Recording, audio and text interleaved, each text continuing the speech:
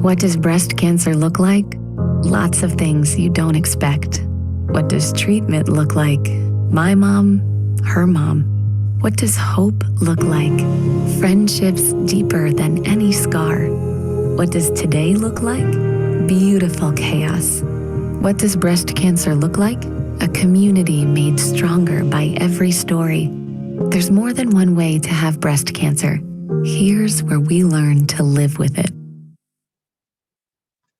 Hello, everyone. I am Tia Tomlin, an overcomer of triple-negative breast cancer, the founder of My Style Matters and My Breast Years Ahead in Atlanta, Georgia, and an advocate for women and men living and thriving with cancer, and one of LBBC's Young Advocate alumni. I am excited about this series because oftentimes when we're going through treatment, we don't hear much about nutrition nor exercise from our providers. Rather, they tend to focus just on the cancer and not so much the whole person. As a matter of fact, I'm sure some of you have even heard from members of your healthcare team say, eat what you want. And we even see snack machines with the least healthy options. Well, tonight, I would like to welcome you all to part 2 of the LBBC's Wellness Summit. If you were unable to join us live last week for nutrition, it was a great program with Rachel Beller. But don't worry, you will still be able to view the program. LBBC will be sending you a resource guide from this summit series, giving you access to replays of both programs tomorrow. Tonight, part 2 of the series, Promoting Health, Nutrition, and Exercise Essentials, will focus on exercise, and you are definitely in for a treat. Before we get started, I want to thank our community sponsors who support our work. Our presenting organizational partner, the Triple Negative Breast Cancer Foundation. Our signature sponsor is Genentech. And for a complete list of all of our sponsors, please visit lbbc.org. We could not do our work without their support or anyone who donates small and large gifts to LBBC. So many in our community pay it forward, and the loyalty of our donors makes our programs like this one possible. Thanks to all of you for choosing to spend your time with us. I'm really excited to introduce Sami Mansfield, the founder of Cancer Wellness for Life, an organization that develops cancer wellness and exercise resources for hospital and healthcare organizations, pharmaceutical companies, nonprofits, and people impacted by cancer. You can read more about Sami on lbbc.org. We are so grateful to Sami for her generosity to LBBC community.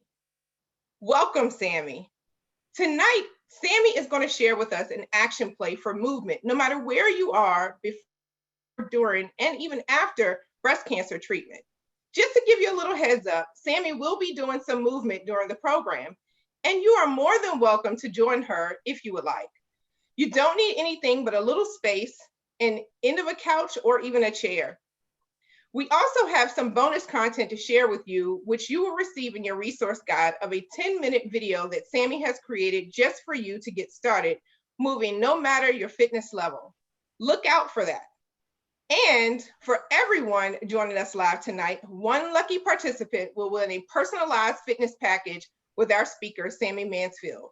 This will include an introduction one-on-one session, a 6-week personalized exercise plan with weekly workout goals, and a follow-up one-on-one session.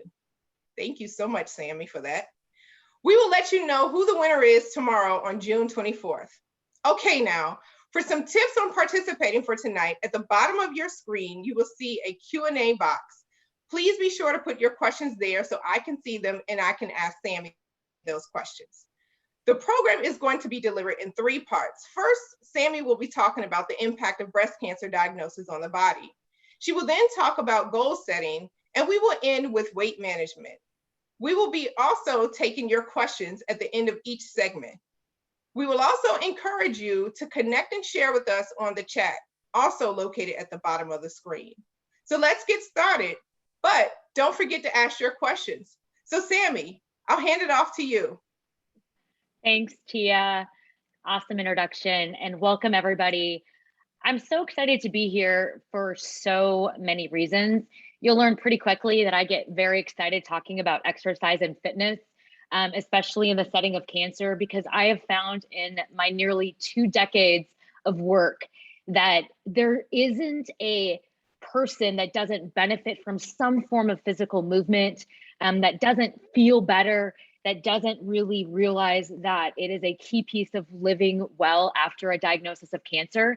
I think the difficult thing and why we're here tonight is that I think we all know it's good for us to exercise. I mean, I think if we did a show of hands, we'd be like, yes, I should. But sometimes it's hard to figure out, what should I do? What should I not do? What should I do after cancer, during cancer? How does cancer affect what I want to do? And maybe those things are really different. So what I really want you guys to think about tonight is a little bit selfish, and think about your goals and your intentions, because exercise should fit you. And I think that a lot of times the oncology world, and even my peers in exercise oncology, we want to come up with the perfect breast cancer exercise plan. And I'm sorry to say, guys, it doesn't exist. So tonight we really want to focus on you individually, so that you can walk away knowing that you can make your plan and you can take action steps, and hopefully you'll start with me tonight. So we're going to get started with a little bit of a presentation, and I am, here we go, and we double check this. There we go, guys. All right, welcome to Your Body, Your Fitness, an action plan. One of the biggest things that I want you guys to know is the way to success with exercise is just to do it. And we know that doing creates a lot of improvement in how we feel versus thinking about it and talking about it. So you being here tonight is your first step to action. I think it's important that I offer up myself as a great community resource, or an accessible community resource. So I'm putting my contact information out there. This goes directly to me. Obviously, I'm not going to answer my phone now, but you're welcome to take my number and my email for questions that might come up later. I've done this at large national presentations before, and I always find that I get great questions, especially down the road after tonight. So this information is for you. I also want to start with a quote: believe you can, and you're already halfway there. So here you are, believing that you can use fitness to improve your life. So let's start with the nitty gritty. Breast cancer really does impact the whole you.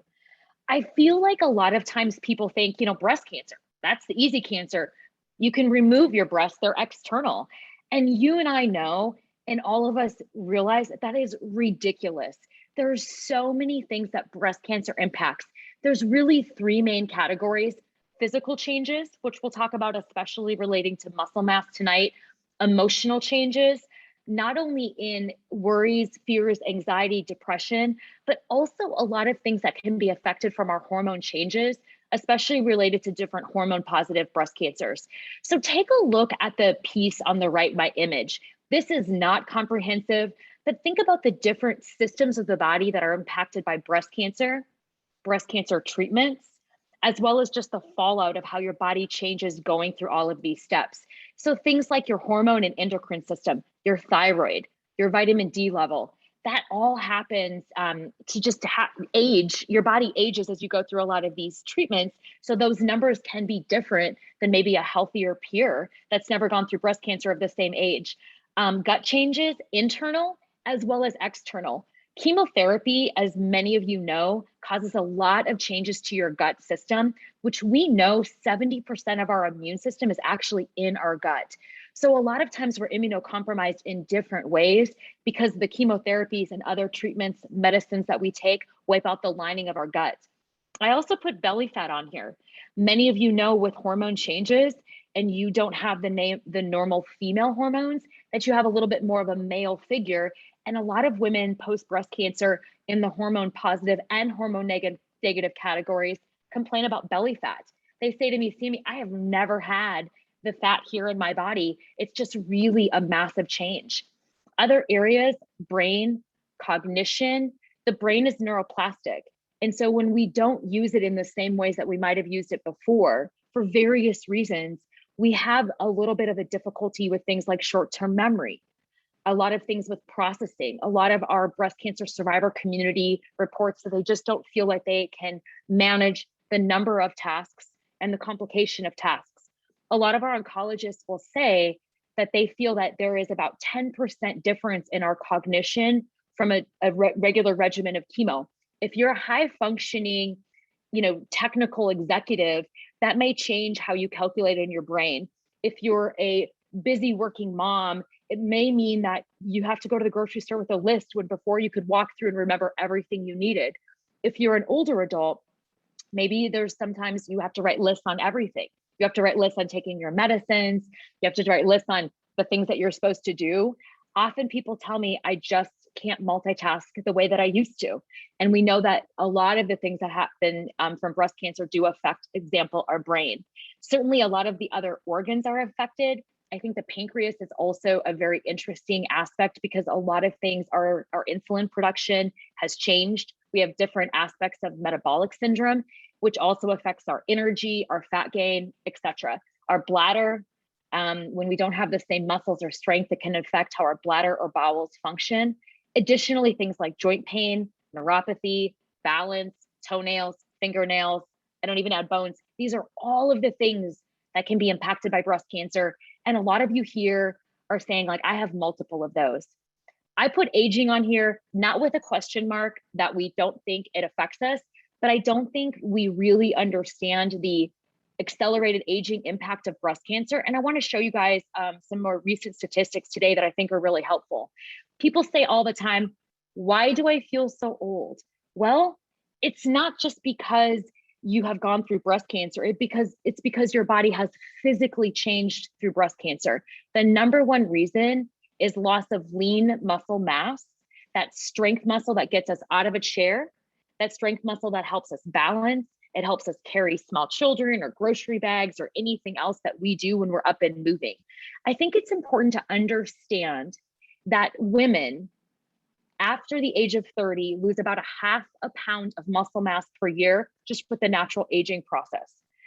After breast cancer treatments, so looking at how the body ages, okay, we know that normal 1/2 pound per muscle per year, think about 10%, right, in a decade. We know that this really accelerates in a shorter period of time after breast cancer. So what's the percentage of muscle loss related to chemotherapy? I realize this is a big time frame, but in 12 to 52 months, thinking about these longer term chemotherapies that a lot of you have gone or go through or in the metastatic setting are still going through, we see that almost 7% of muscle loss happens. And you may look at that and think 2 months of just chemo and I can lose up to 7% of muscles. In severe cases, the answer is yes. When you're hormone blocking drugs, within 3 to 12 months, so in just 1 year of hormone blocking drugs, you're gonna lose somewhere between 5 and 6% of your lean body mass. So if you come in the door and you weren't active and exercising, especially in the strength component, you are gonna be losing from whatever your baseline is. The good news, and we'll talk about this, is controllable. But this is something that a lot of people come to me and say, I didn't know this during treatment. And to Tia's point, we certainly are working on better education during, but it doesn't matter. We have to look forward, not back. It's just understanding why the body changes as we go through a lot of these treatments. The natural aging process, so 120 months in 10 years, you typically only lose about 5%. So look at that comparison, guys. In 12 to 52 months, you're losing 7%, but in 120 months, you're only losing 5%. The number one reason that most of our physical challenges come to exist, loss of lean muscle. Good news is it's the favorite thing that I want to talk about because it's the one thing that we can really improve. So let's get started with a little bit of movement. We're going to move around a little bit tonight here at my home in Kansas City. So please move a little bit with me if you want to. I'm moving, you guys can stay right where you are, but we're going to talk about building lean muscle first. So I'm going to stop sharing for a moment so you guys can see me really well. I'm having a little bit of sunlight come in, so welcome to my happy apartment. So first thing I want you to do is sit right where you are. Pull your shoulders back. Take your chin, neutralize your chin so your shoulders aren't up, your chin's not up or down. If you've got something in front of you, your computer, try to set it to the side or onto your thighs. Roll those shoulders back, and let's pull the belly button in and engage our posture. So the number one thing you can do when you're seated is actually adjust your body positioning, not to this position, not to the computer, the phone, or the Netflix, but sitting up straight. In the breast cancer world, a lot of times our shoulders are impacted because of the pectoral changes, also from ports, but mostly breast surgery and reconstruction. So the first thing that we're gonna do is we're gonna take our arms, we're gonna lift them up to parallel if you can. We're gonna open our pinkies up wide, squeezing our shoulder blades together. Bring your hands back in. If you can, you're gonna reach straight up to the ceiling back down to 90 degrees, pull those pinkies back out, bring it back in and down. We're gonna add some breath. We're gonna inhale up, exhale, pinkies out, inhale, arms in, exhale, arms up, inhale down, and now exhale all the way up, pull those shoulder blades back and release. One more time, inhale up, exhale, pull those pinkies back, squeeze your shoulder blades, inhale together, exhale up, inhale halfway down, changing it, exhale, pinkies out, squeeze those shoulder blades, inhale together and all the way up. Now we're gonna do 5 big lifts all the way up together. Inhale up and exhale down. Make sure you got that belly button in, inhale up and exhale down. Couple more times, guys. Inhale up and exhale down. 2 more, inhale up. Big breath, exhale down. 1 more time, guys. Inhale up and exhale down. Scroll those shoulders a couple of times.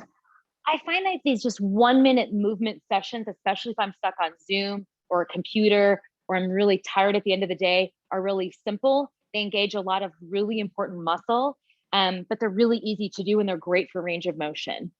All right, Tia, we're gonna move on to the next section unless we have a few questions from our participants. All right, Sami, let me check. Well, we don't have any questions, but I do want to say thank you so much. I really could feel that in my shoulders and in my back, and especially with, range of motion, after going through your treatment, sometimes you don't have that same range. So it was a good stretch. Thank you so much. Thanks, Back Tia. to you. And one thing to think about, you guys, I mean, these simple movements, if you've had one of those days where you've sat a lot, people tell me like my neck really hurts, my shoulders are really sore. I think this is a really simple thing that you can do, especially if you have really tight pectoral muscles. So we're going to get moving into the meat of our section tonight, which is going to be really talking about how we build lean muscle. And I'm going to move just slightly because I feel like I'm getting quite a bit of sun here. We have really great windows when the sun comes in here in Kansas City. So what do I do about all of these side effects? I know I put them all in kind of a bucket, but I think you guys already know about these side effects. I think this is the most important thing. Well, the number one thing we talked about is to build lean muscle. So what should I do? Well, let's move into the shoulds. This is a nice big bucket of shoulds, and we really want to think about, this is sort of the general guideline or recommendation. I always tell people, you don't have to get here tomorrow, nor do you have to get here in a month. These are just the recommendations that actually put a cancer survivor into the population with everybody else as adults. We all should be exercising because we sit a lot more as a population and a culture than we used to 10 or 15, 20 years ago. So we know that we want you to get planned physical activity. People ask me all of the time, what is exercise? It's really simple, you guys. Exercise is just movement with a plan, a purpose, a goal, or an intention. And we're going to talk about goals tonight, so these fit you. When you do movement, you're going to be much more likely to sustain, to continue to engage if it's something that fits your goals. So keep that in the back of your mind as we're talking tonight. So what are the recommendations? It's 150 minutes of moderate exercise per week. You will see this in the follow-up materials, but moderate intensity exercise is actually something that should make you feel breathy, but not exhausted. It should be something, if I asked you a question like, hey, Tia, how you doing? She could say, I'm doing okay. This is kind of painful, but it's all right. That's moderate level intensity exercise, okay? This is per week, guys. Or if you want to work at an more intense exercise, guess what? You actually get to do a little bit less because the benefits happen a little bit quicker, okay? Intense or vigorous exercise is exercise that makes you short of breath. You can't carry on a conversation, but if I ask you how you're doing, you can say good, great, terrible, anything you want to, but you can still answer. That's vigorous intensity exercise. I always tell people on a scale of 1 to 5, moderate is about a 3, vigorous is a 4. 5 is when you're sprinting across the parking lot because the winning lotto ticket is there. We don't exercise at 5, guys. That's a sprint. That is not sustainable exercise. That's just a movement, okay? So thinking about a 3 to 4 intensity. It's also really important that you do 2 days of full body strengthening per week. and some mobility or recovery. So like the movement that I showed you just a moment ago. Full body strengthening means a lot of different things that we'll talk about tonight.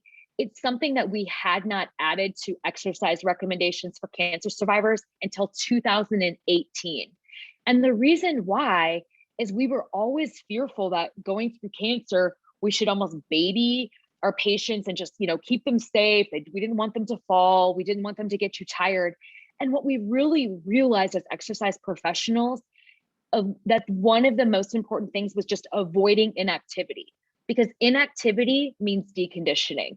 Deconditioning means when you go to Costco, or you go to do a load of laundry and you have to carry it up the stairs, or you want to walk your dog or play with your kids, you don't have the muscle mass to be able to do a lot of those activities. These, again, are total weekly goals, okay? So what is the component of an exercise program? Resistance training, which we'll talk about. You can use weights. You can use body weight, which is what we're going to do tonight. You can use bands. You can use anything that you want to. The goal of resistance training is just to overload muscle, okay?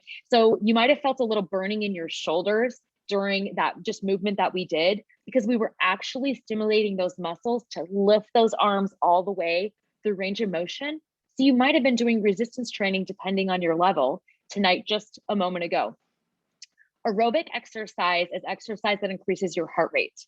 So it's walking, swimming, dancing. It can be any of these movements that are considered to be something that's sustainable over a period of time, that your heart rate comes up. You might get a little bit breathy feeling, but your muscles don't really start to burn. That's typically considered to be more aerobic exercise. But obviously these systems work together. Your core. A lot of people say to me, especially when they gain the belly fat, they really want to target the core. And I will tell you that your core muscles do a very important job, but it isn't to manage the belly fat. It's actually to support your spine and your organs, especially the joints of your hips, your low back, and actually the posterior of your shoulders and your skull. These are all your core muscles. So sitting up straight, as we practiced a moment ago, you guys already did your core workout for today.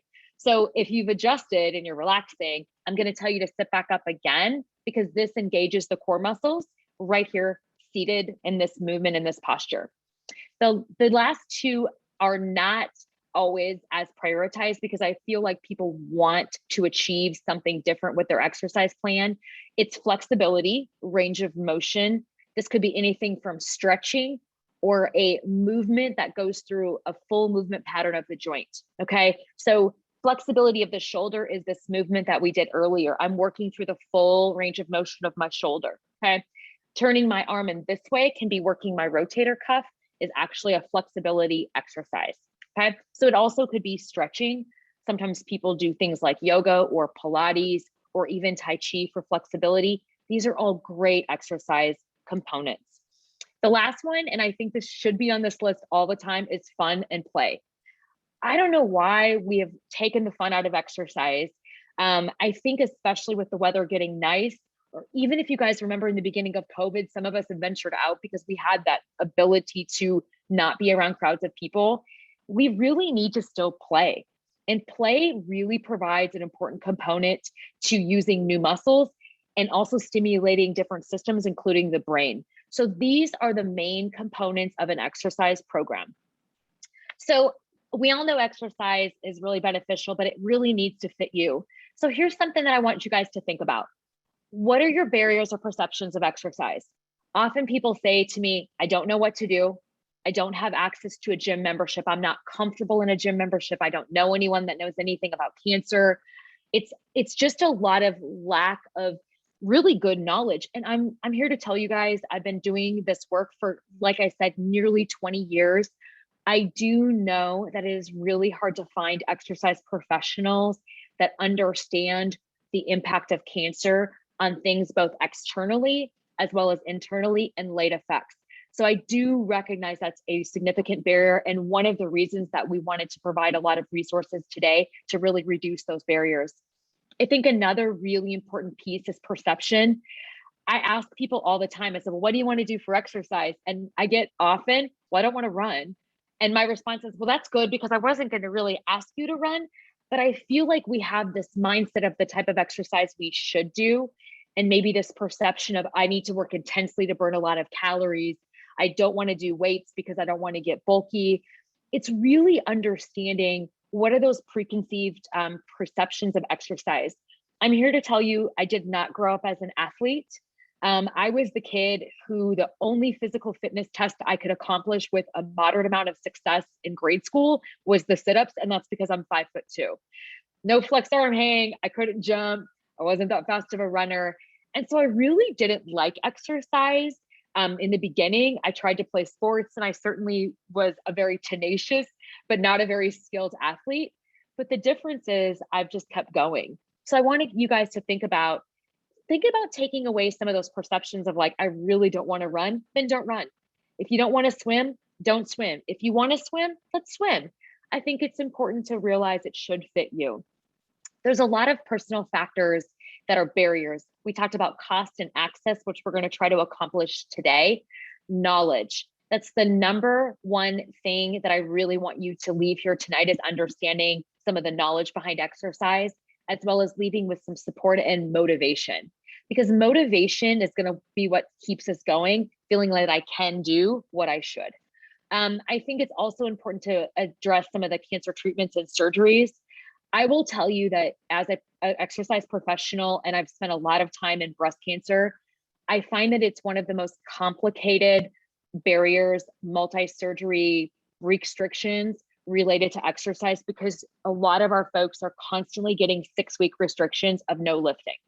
So I want you to really think about this, and that is a very realistic reason that there's so much muscle mass lost.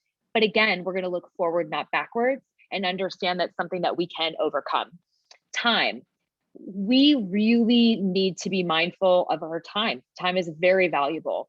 And so today we're going to do a 4-minute workout together if you want to participate, and you will see that it's only 4 minutes or even just a few minutes at a time, you can get a nice exercise burst in and feel really good about that result. Comfort and desire is another one.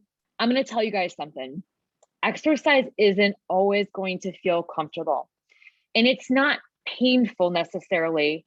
Okay. We don't want to think about orthopedic pain, but we want to think about making your muscles slightly uncomfortable, because that's going to help them grow.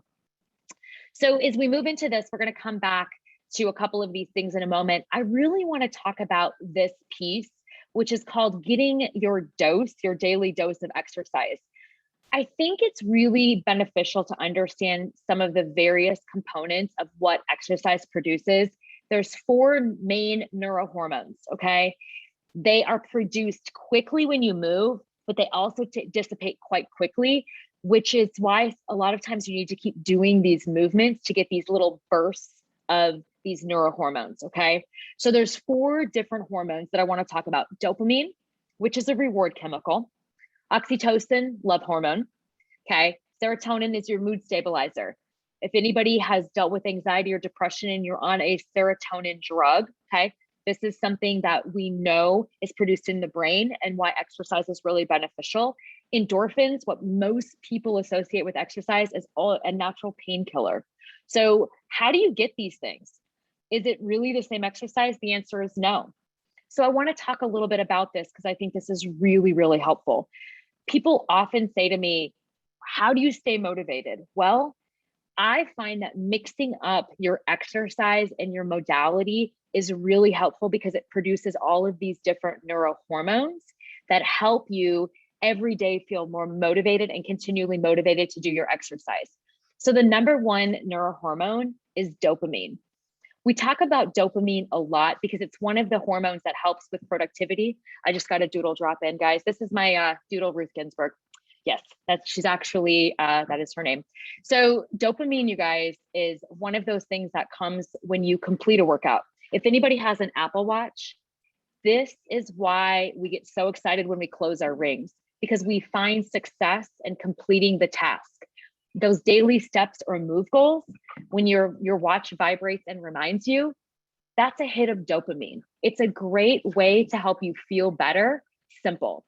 I really find that even adjusting my goals on my Apple Watch down to where I know I'm going to hit them every day is much more rewarding than pushing myself to be really reaching those goals that I think are going to be very difficult to reach. It's kind of fun when you get your ring and it's only noon. It's also really beneficial to realize that this is why a lot of people participate in 5Ks, which I know we're not doing as much right now in person, but doing these types of exercise events actually creates a hit of dopamine because we're finishing it. We have our little reward. You have your t-shirt to celebrate. Every time you put that t-shirt on, you get that dopamine reminder of feeling good that you accomplished something. Oxytocin is a really interesting hormone related to exercise. And I think one of those things that we did not realize was vastly affected, especially during COVID. Oxytocin is produced from things that are related to like enjoyment, community, connection. So when we were in COVID and we couldn't like hug people, we were all wearing masks and you couldn't see people smiling. A lot of us recognized that we just didn't feel as up because we didn't know that we were low, our oxytocin production and just general amount in our body was reduced. So I don't know about you guys, when we first put masks on, I just felt really lost that I couldn't figure out how to smile at people. And I kept really making sure I could smile with my eyes because I wanted to make those connections. So how do you get oxytocin from working out? Here's some great ideas. Joining a private or Facebook page, being part of the LBBC community, chat boards, connection, getting to know people that might be your friends and saying, hey, I did my workout today. I did my core exercises or my walk around the block. Those things all produce oxytocin. Dancing. So I have a habit of putting music on and kind of moving around the kitchen because I also enjoy cooking. It's a great way to get oxytocin because it's a really flowy movement-based activity. Walking your dog or seeing your dog, you guys just saw that I got totally Zoom bombed by my dog. Having Ruth around me is a great way to produce oxytocin because it's a great connection and a great energy. And a way to do this in exercise is taking your dog for a walk, even if it's just a short walk, or even playing with your dog in your home. Exercising with others, virtually or in person, great way to produce oxytocin. Serotonin, I think, is probably one of the easiest things that we can get. This is why a lot of people love to exercise outdoors. We need that sunshine because sunshine and all of the new stimulus outdoors produces serotonin. I tell people, if you want to get serotonin production and you want to exercise outdoors, one of the best things that you can do is walk different places, move different places, go to a park one day, walk around the block a different direction, at a hill, carry a backpack, whatever it is, but that change in environment is a great way to produce serotonin. Otherwise, your brain doesn't sense that new stimulus and it won't produce as much serotonin. Yoga is a really great way to also produce serotonin because it typically is a little bit more breath work related, and that stimulates different aspects of your body. Endorphins. This is the one that we normally know to be exercise driven. This is actually going to be the one that's produced the most from strength and resistance training, and also what I call HIIT or burst exercises. We are going to do a Tabata here in a few minutes. So stay tuned for that. We're going to get your endorphins going if you want to join us on that piece tonight. But these types of movements, things that are a little bit more intense, but they can be short and they can be definitely personal to you, are the ones that actually produce the endorphins. Okay, so I want to talk a little bit about what are the components of the plan. If you've got a piece of paper, guys, this is a great place to start kind of writing some notes. There's a lot of different modalities for exercise. Everything from body weight and dumbbells. You see they have an R here. That means resistance, walking aerobic. These are all the different modalities. There's a ton of different places that you can do exercise. You can go to you can work out in your home, a gym, a yoga or Pilates studio, YouTube, Zoom. COVID has really given us a ton of different options for exercise. I have really found a lot more love in YouTube videos because after a busy day, sometimes I don't want to think about my workouts. I put on a YouTube video and just follow it from home. Sometimes I don't even put shoes on. It's really a great way to do a lot of those pieces. After tonight, you guys will receive a 10-minute demo video where you can do from your home for all different levels, just on demand, that will coach you through. So let's talk about intensity. So remember, it's 150 minutes per week is the recommendation. That breaks down to 22 minutes a day of total exercise or planned movement. You can break that up into 3 to 5 minute blocks, which we're going to do tonight, or you can do something a little bit longer. You can add strength and resistance and a short walk together and work up to 10 or even 20 minutes.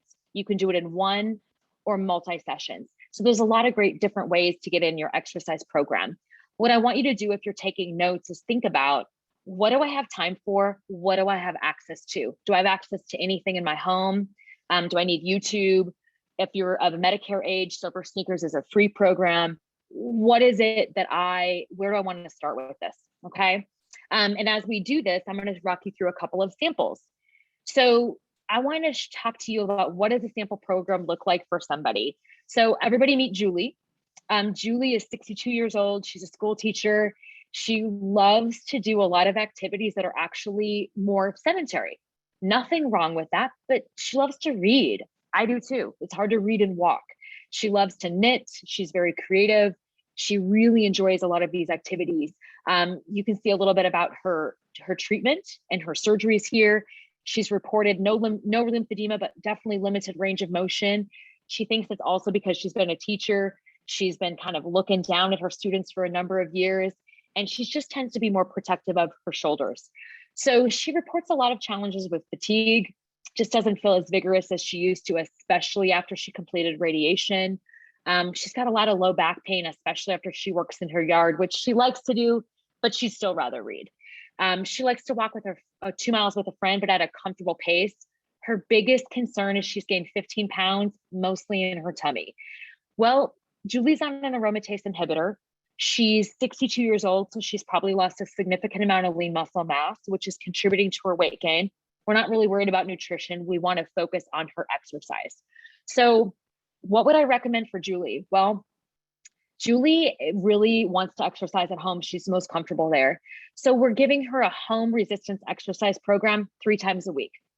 It's only 10 or 15 minutes, depending on how quickly she moves, how many sets she does, focusing on large muscle groups only. So we're not so worried about those little biceps. We're doing things like countertop push-ups, which are great. So every day you'll see before she brushes her teeth, she does 20 push-ups on her countertop in her vanity. And she's built that into her habit. She said, it only takes me a minute, so I might as well just go ahead and get it done. And she's noticed more strength and flexibility in her chest. She wants to keep walking with her friend. She finds that's really helpful for her. As we mentioned, it produces oxytocin. So I've suggested that she plans her routes, and they change the routes up frequently. So Julie and her friend mix up who decides where they're going to walk this week. And they try to mix it up because they really want to have that brain stimulation. She definitely has a little bit of shoulder range of motion difficulty. If it doesn't improve, then we definitely want to have her evaluated just with a lymphedema therapist. But right now, it's really not a concern. So this is a little bit about Julie's program. Is Julie meeting the recommendations for physical activity? Yes. Is she starting this immediately? She is. But we've slowed down her program to a shorter period of time, just starting with 5 minutes of her exercises and then working them up. So she's getting to that 15 and 20 minutes. All right, let's meet another person. Let's meet Carla. So Carla's a little bit different. She's 41, a little bit younger. She's in a technology job, so she spends a lot of time on her computer. She's working remotely. She's married. She has 2 children under 9, so they're having a more active schedule, especially right now. It's really important to know that she loves to cook, work in a yard, and she just wants to hang out with her kids. Julie also has metastatic disease. She's on IV immunotherapy with her 3rd-line treatment. She was diagnosed 2 years ago. She's got bone mets. So what should Julie do, especially from a resistance training perspective? Well, she definitely needs to keep her bones strong, and she needs to keep her muscles strong to support her bones. So she's really reporting a lot of things like fatigue. She's spending a lot of time seated. She's definitely not as active as she used to be, especially with COVID, but now she feels like she's been rushing to get a lot of things done. She doesn't sleep really well, which she reports largely is related to anxiety and just not feeling really comfortable, back pain and a little bit of just joint pain. And so she really wants to get kind of more planned as far as like, what should she do? Her weight is stable, but she definitely noticed she doesn't have enough muscle. She used to be active and she used to love running 5Ks, all about those medals. So what should Carla do? Well, first thing that we started with is 10 minutes of daily planned exercise. We fit that into her workday, 5 minutes in the morning and 5 minutes at her lunch. She knew she could fit this in because she had these built-in time blocks for meetings. She just knew what she knew she needed to do it right at her desk.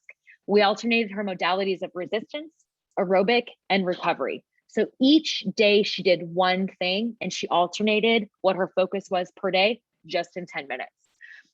We did a burst of higher intensity movement because I really wanted her to get those endorphins.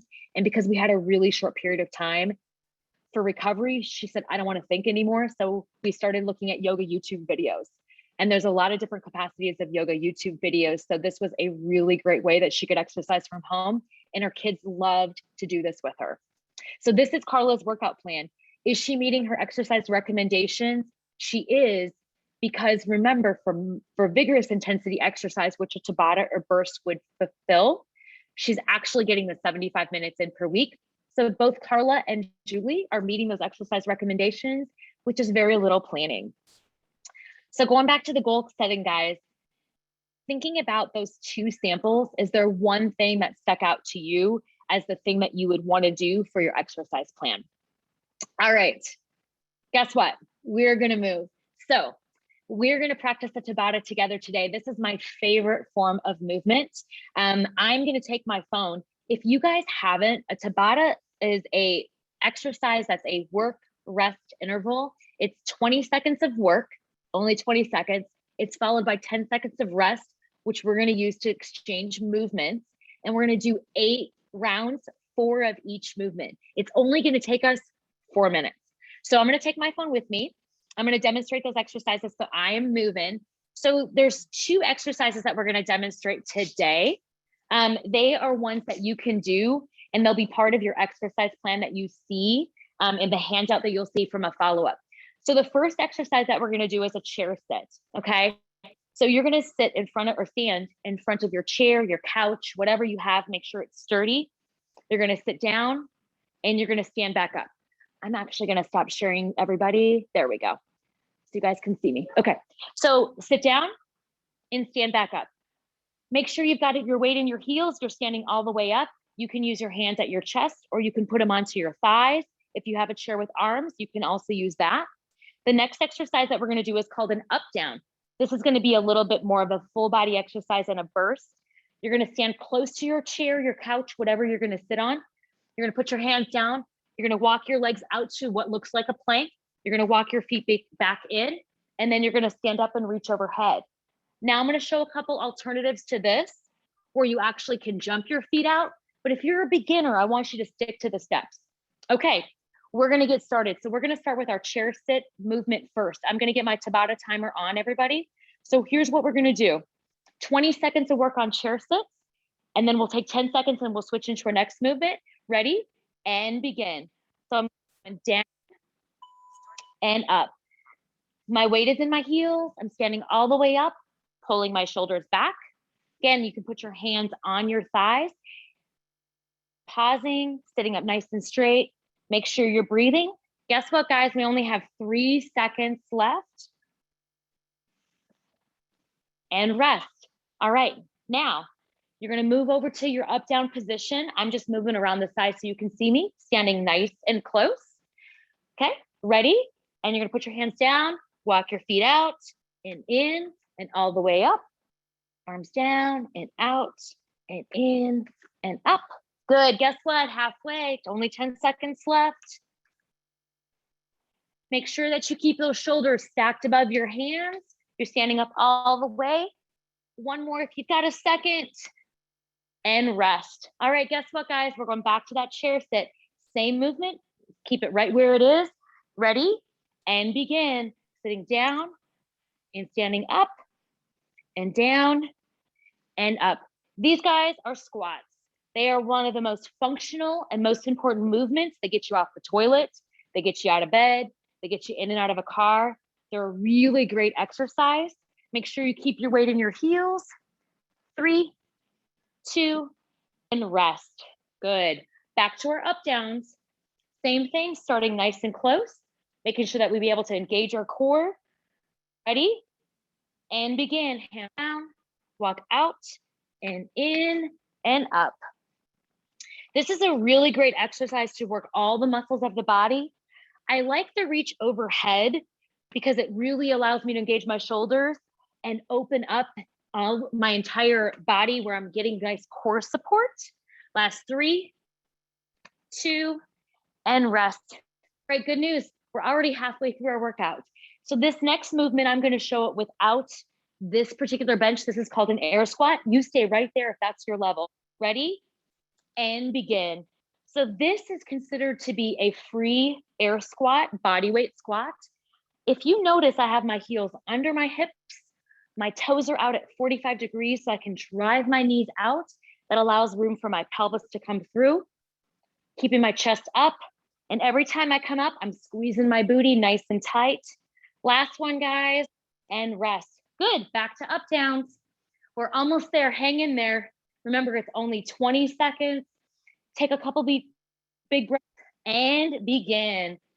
Now, if you are an up down and you like the step out intensity, I want you to stay right here.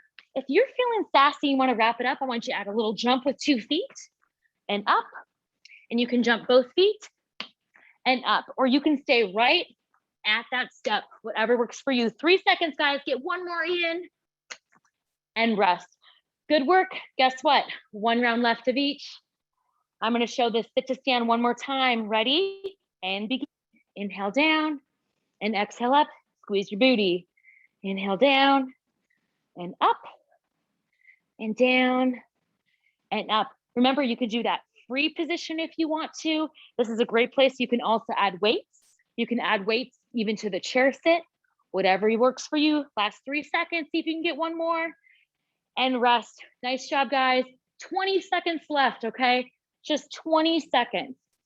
Last set of up downs. Try that more challenging jump if you feel like you've got a little bit of energy because we're gonna sit down after this. And begin. Reaching all the way overhead. Good work, everybody. Make sure you stand all the way up. And you can stick to that step if you want to.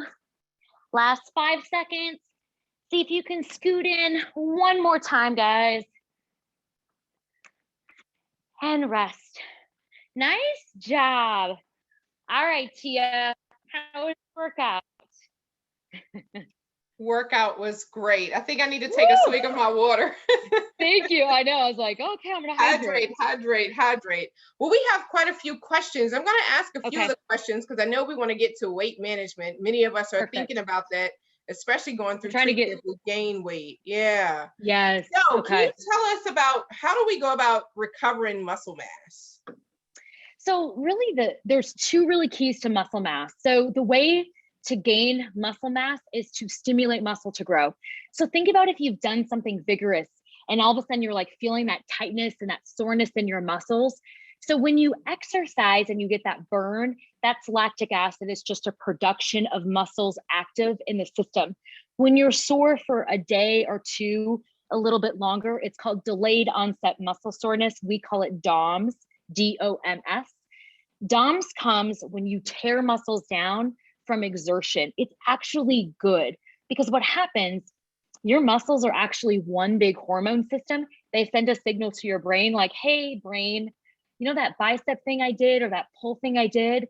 My muscles weren't quite strong enough. Send me some growth.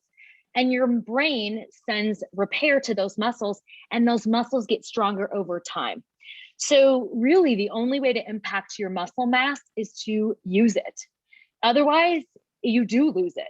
It atrophies, but only strength muscle atrophies to the way that I explained. Your aerobic muscle doesn't really atrophy, it's just your overall conditioning. So speaking of loss, we're thinking about bone loss. Oftentimes we hear about bone loss. So what kind of exercises can we do to strengthen our bones? So anything that is muscle load. So walking is actually a good bone building exercise, depending on the amount of vigor that you do in your walking, you know, how fast you walk or how intensely you walk. I find that walking fast or flat kind of hurts my shins and my feet. So I don't find it very enjoyable. So I really encourage a lot of people to add things like hills or stairs, or, put a backpack on and put a little bit of weight in it versus just pounding the pavement at a more vigorous intensity. But anything that's weight bearing that creates resistance and impact on the muscle creates new bone cells. Your body turns over about every 7 years completely. And so a lot of times what we need to think about is that we need to do that exercise regularly because we want to keep producing new cells over time. So we talk about muscle mass, we talked about bones. Now let's talk about the heart and the heart rate. Can you talk a little bit about the heart rate ranges, where it's moderate versus vigorous, especially for those who are actually tracking their heart rate? Yeah, so the calculation for your heart rate is 220 minus your age, okay, as your theoretical heart rate max. You don't want to work more than 80% of your theoretical heart rate max. So do the math on that, okay? So you take 220 minus your age, 80% of that is considered to be aerobic, around that 60 to 80% range. In general, the rule of thought is 40 to 60% of that range is considered to be fat burning. I will tell you that's kind of not really science-based, but I like to do exercises. The up down is a prime example. People say, is it aerobic? Is it strength? My answer is, guess what? It's both, which to me is phenomenal and very efficient. So the heart rate comes up sometimes to that 80% range, but you're building muscle. Those are my favorite types of movement. That's really what I know as functional fitness. So I tell people, work up to 80%, but when you're brand new, you shouldn't work up to 80% first because you're not going to be able to sustain it for long periods of time. So if you're tracking, look around the 60 to 70% range, shoot for about 7 to 10 minutes max and start there. It's really hard when you're coming back, especially from cardiotoxic drugs, to push 80% and to be able to sustain for extended periods of time, which is really frustrating for people. It's often why a lot of my pre-runners come back to me and they say, I just can't run at the same capacity. But here's another reason why. When you lose strength muscle, your aerobic activities also will be compromised. So it's something to think about just when you're thinking about your training. You can't just train aerobic and achieve a full body balance. Yeah, so Sami, when you did your demonstration with us, you did a plank move, which I think is really cool. Sometimes it can be challenging for some of us, especially if we're dealing with neuropathy. So can you tell us what are some ways we can modify that exercise, especially if we're dealing with neuropathy in both of our feet? Absolutely. So I'm a big believer that if a lot of the neuropathy, especially when you get too far up on your toes, then you're going to definitely notice that neuropathy will intensify because of the pressure. So a lot of times with neuropathy, I will have people work one leg at a time, not go out as far, or I will have them do the bend down, but not the step out. So instead, they're doing kind of a modified version. Personally, we've seen a lot of evidence in the benefits of exercise for neuropathy because you keep your muscles active and strong, and having active muscles helps with what's called proprioception, which is how you feel. So there's this really fine balance between how much you do and how you modify. I will tell you, if you do a lunge and that pressure on your foot, especially in that back foot, is too much for neuropathy, don't do the lunge. Find something that's different. See if you can go a different direction. A lot of times with people with neuropathy, the up down, if they start at a higher surface, like a little bit of a higher chair or countertop, it doesn't create as much pressure so they can still do the exercise. Or if it bothers them, we change it. It doesn't have to be an up down. If it doesn't work for you, it doesn't work for you. No big deal. All right. Well, let's get on to the next topic of weight management. We have plenty more questions and we'll ask them, but let's go ahead and get to the weight management portion. I'm excited about this. Awesome. All right, guys. Thanks for moving with me, by the way. I hope you guys found it fun. So I want to talk about body composition. This is probably 80% of what I do every single day if I have the opportunity, because I think it's so important. So how does body composition change after breast cancer? So I really want to talk about BMI first. I have a very love-hate relationship with BMI. I'm 5'2". My general weight is around 135 pounds, which quite frankly means that I'm in the overweight category of BMI. So number one, I want you guys to take BMI and throw it out the window. It's a measure, but as you can see on the right, every single one of these people weigh the same, and you can see the differences in their BMI. So I'm the little gal on the left, that's the blondie. That would definitely be me. I'm just a little taller than 4'9". So why is it that weight loss and weight maintenance is so difficult for us to sustain after breast cancer? The number one reason goes back to my continued repetitive statement tonight, which is loss of lean muscle. Because guess what? The muscle that you have on your body is active, okay? It's metabolically active as you're sitting here. It's metabolically active as you're cooking, you're working, even you're sleeping, okay? So the more muscle that you have, the more metabolism you have. This is why men can skip a brownie for like a day or two and lose 3 pounds, and women have to do it for 30 days, because men don't lose muscle at the same rate as women. They don't start losing muscle till about the age of 50. And they tend to lose it a bit slower because that's just how they're built over time. So the number one reason we have slower metabolisms is the loss of lean muscle. Go back to my previous slide in the beginning and how quick that muscle mass loss is after breast cancer treatment. And it is largely the number one reason that people have a difficult time with weight maintenance after a diagnosis of breast cancer. Also, inactivity or reduced activity. So I really think it's important for you guys to know that I think it's good to reach those exercise goals, but even if you exercise 1 hour a day, it's only 4% of your total day. So I really think that we need to look at our overall steps or activity during the day. One of the things I have a love-hate about the Apple Watch, which I've only had mine for about a year, I procrastinated on it forever. But one of the things I like is that the 50-minute mark of the hour, it gives me the little zip and it reminds me to get up. And I think to myself, I've been sitting for an entire hour.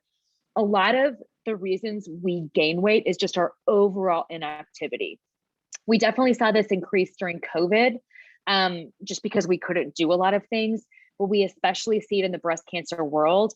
So I want you to think about that in your overall day, is look at how much you move during the day and the amount of time that you spend moving or standing. Accelerated aging, going back to that slide that I presented very much in the beginning, is called sarcopenia.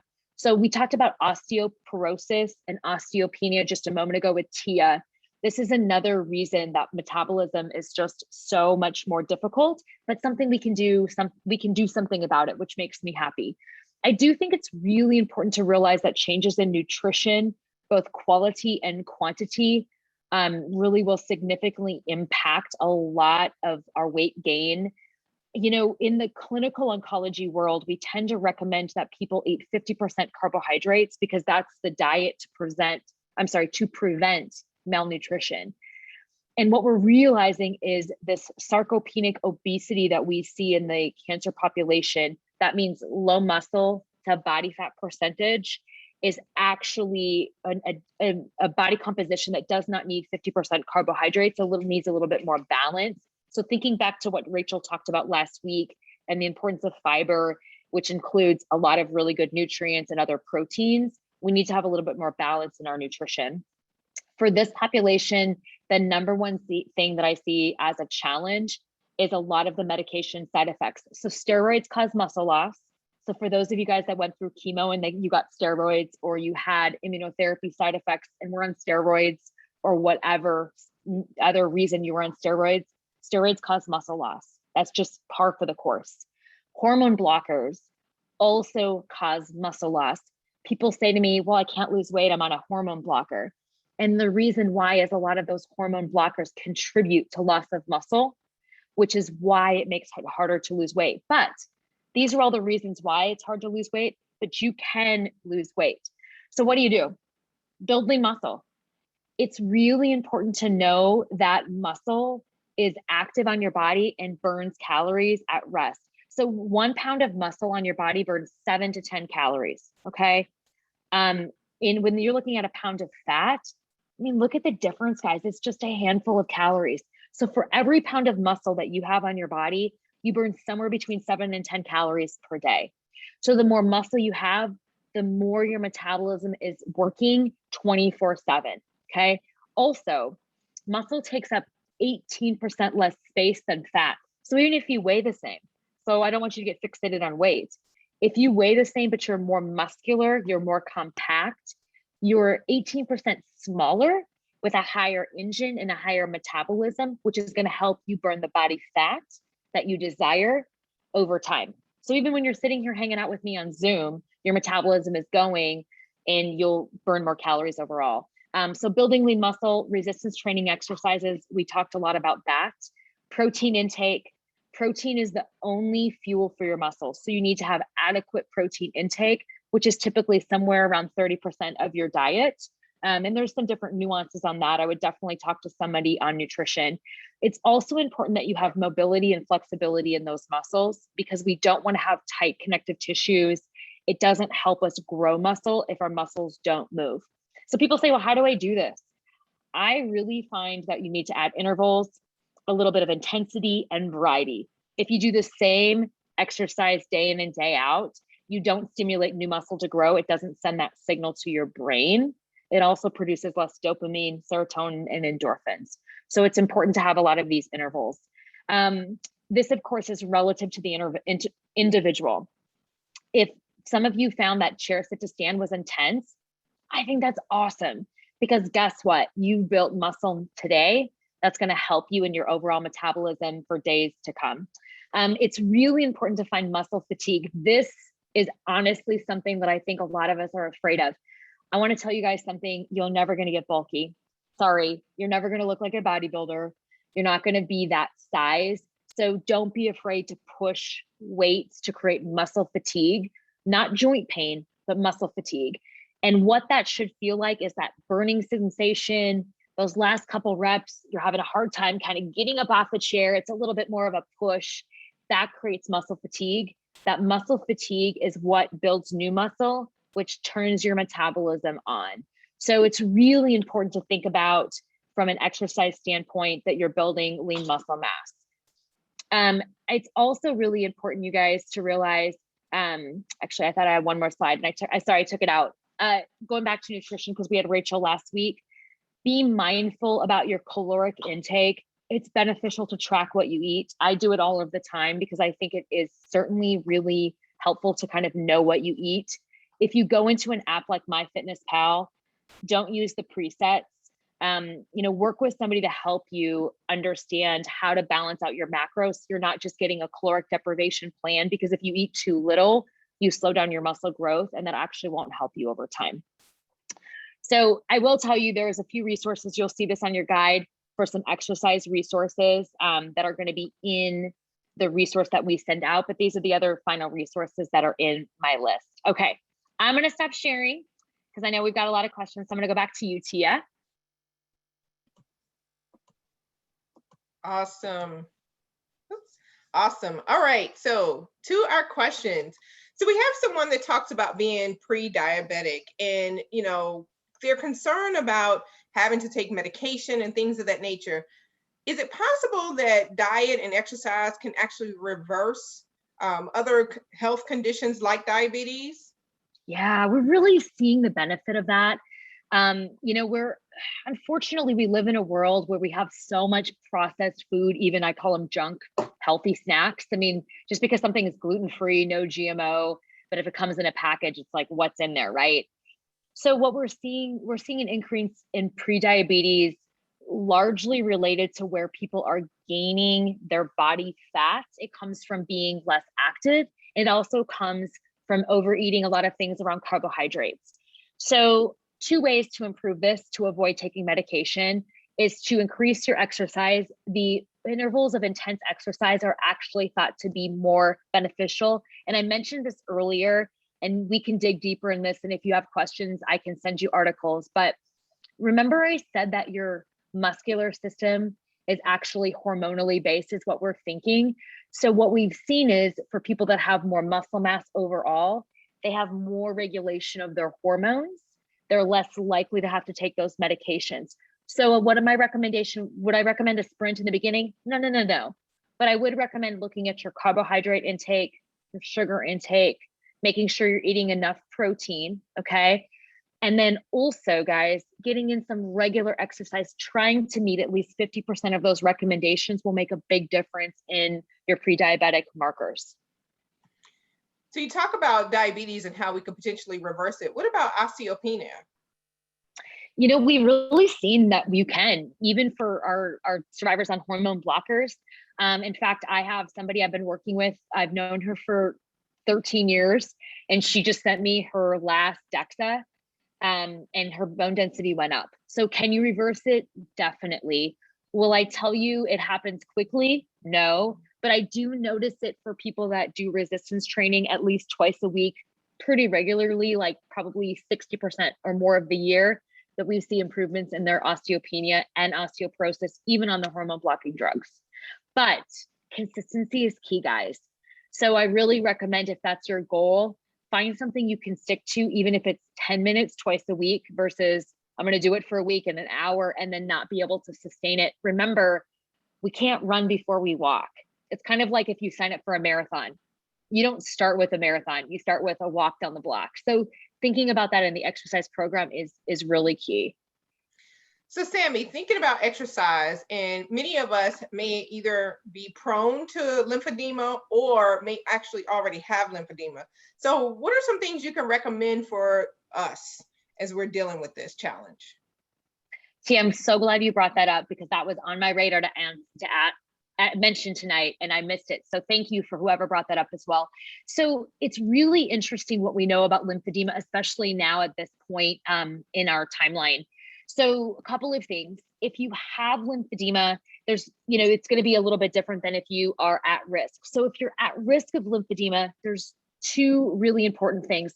Number one is managing your body fat composition levels, because body fat will slow down your lymphatic system and make you a little bit more predisposed. But another way to mitigate or reduce your risk is actually going to be going back to that magical word of resistance training, because muscle acts as a pump for lymphatic fluid. So if I've lost nodes in my axilla, I want to make sure I'm working my arm, because the arm movement, all of these movements will help push that lymphatic fluid back where it should be.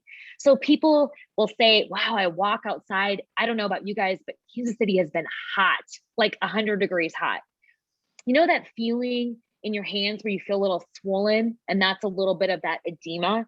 For most of us, that's going to go back with a little bit of a hand pump and a little bit of recovery. For someone that is at a higher risk of lymphedema, that could be the trigger. So what I always tell people is monitor what you do. You don't want to push to the edge of intensity. You want to think about progressions. So there are exercise recommendations for lymphedema. It's called the PAL, P-A-L protocol. It was developed by Katie Schmitz out of Penn. And it really talks about consistency is king when managing lymphedema, and resistance training is really important. So again, 2 to 3 times a week, shorter bouts, much better than doing one long session per week, and monitoring your progressions on a regular basis. Now, for someone that has lymphedema, a little bit different, I would recommend you see a lymphedema therapist to get your personalized recommendations on sleeve or no sleeve. But I think it's really important to note that exercise has been shown to be very beneficial in managing it if you do have it. So one thing you said a minute ago, you mentioned the word recovery, and you also talked about it on your slides in Carla's plan. Can you really explain to us, what does it mean when you say recovery? So there's 2 types of recovery. There's active recovery, and then there's full recovery. So I really recommend that you have a built-in day every week where you do what I call active recovery, which typically should be something play. It should be a movement that you can sustain for at least 30 minutes. It could be something like stretching. It could be something like rolling on a foam roller, or doing like a gentle yoga or Tai Chi class or program. Again, online resources are great. It could be taking a walk. It could be anything that's like active recovery, because it will help your body just have that low level movement. We don't always want to be stressing the body. Recovery in general means things like you need a day off of exercise on a regular basis. It might be once a week. It might be twice a week. You need that time to be off. And on that time to be off, that's when you hydrate as much as you can, because your muscles need a lot of water. Your joints need a lot of water, especially if you're menopausal. But really, you need to have that time for your body to repair. So I think it's really important when we think about recovery that muscles only grow during the recovery periods. So that's where sleep is really key. And if you don't have great sleep quality, certainly that's something that I think should be addressed, or we can look into some sleep resources. But making sure you have regular recovery, that's where your muscles grow. It's why when you exercise, you might wake up and you're like, I'm really hungry, because your muscles have recovered overnight. So kind of to reiterate, I suggest 1 day of active recovery per week, okay? And then some time off at least every week. And if not, at least once a month, take a couple of days off of doing nothing. Sure.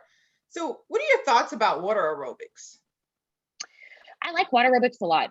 I think that water is 7 times more resistance than air. So guess what? You're getting some resistance in the water. I think it depends on the type of aerobics that you do.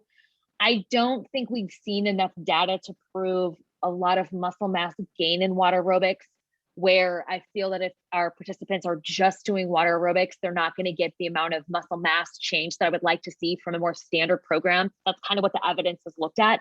But water aerobics is really great for people with a lot of joint pain.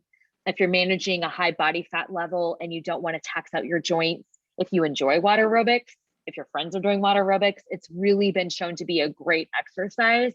It just doesn't usually achieve the amount of muscle mass that a lot of our folks need to see a big metabolic shift and a really big strength shift over time.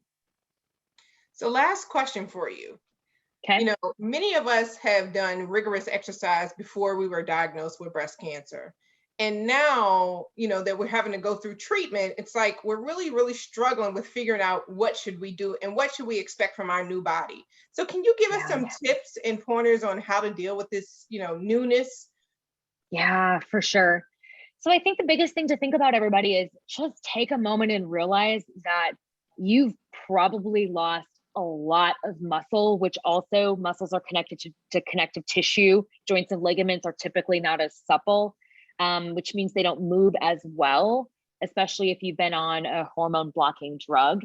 So I always tell people that you're going to have to bring it back at least a few paces and give yourself a lot of forgiveness on, you know, if you were a brand new baby exerciser, this is the way that it is. I do think that this is a little bit anecdotal.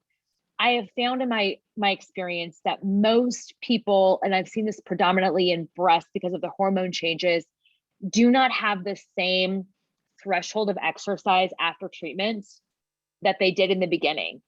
They just don't. And I think that's a large part due to the muscle. So we call this a lactic acid threshold, which means if you were, you know, walking or running or lifting at a certain intensity, that's coming down by somewhere between 15, 20% right after the back end of treatment. People say to me, can I achieve that again? And my short answer is yes, but it typically comes with such a regimented training program that a lot of people have especially after cancer treatments, have a harder time of recovering. So I always tell people this: if you do exercise, back it off by about 20%. Shorten your length of period to shorter intervals. So do a Tabata, take a minute or 2 minutes of rest. Do a Tabata, take 2 minutes rest. You'll get the same amount of work as if you maybe even ran a 5K, but you're doing that more interval training. And I have found that after cancer treatments, that the overall intensity is higher in this setting than the endurance athlete after cancer treatment. So you're going to have to probably back off a little bit, but I would try intervals, because you'll be able to reach intensity, but also have a little bit of built-in recovery, and you'll get a lot more bang for your buck than just going out and trying to run 3, 4, 5 miles again, even if it's something you build up to. Awesome. Thank you so much. And thank you, Sami. I mean, you have shared a lot of great nuggets tonight, and I know we have many more questions and we can't get to all of them. We have posted Sami's information in the chat, so feel free to reach out to her if you have any more questions or we didn't get a chance to answer your question. But again, we want to thank everyone for joining us for this great program. And again, Sami, thank you so much for an amazing presentation. I really learned a lot, things that I didn't even think about or knew. that really is going to help me as I continue on. And as a matter of fact, some of the things that you even showed, I said, when I'm on my conference calls for work, I think I'll put the screen on, turn my video off, and I'll start doing some of those squats. So thank you so much. Thank you. Thanks, you guys. All righty. Have a great night, everybody. Yes. So remember, even if you're not ready to start exercising today, when you are ready, this great information is going to be here for you to come back to. Thanks to all of you for all of your great questions. Sami has been so generous to provide all of us who have registered for this summit a recorded workout along with some helpful resources, which we will be sending to you in the resource guide that I mentioned earlier. So please be on the lookout in your emails. And one lucky winner will be notified tomorrow about winning the personalized fitness package with Sami. Thank you again to all of our sponsors, our presenting organizational partner, Triple Negative Breast Cancer Foundation, and to Genentech, our signature level sponsor. You will be receiving a program evaluation from us, so please be sure to fill it out. Yes, we do read each and every one of them. And thank you again for joining us tonight. Remember, for trusted information, visit lbbc.org for this and other content to help you manage your breast cancer diagnosis. Have a good evening, everyone. Thanks, you guys.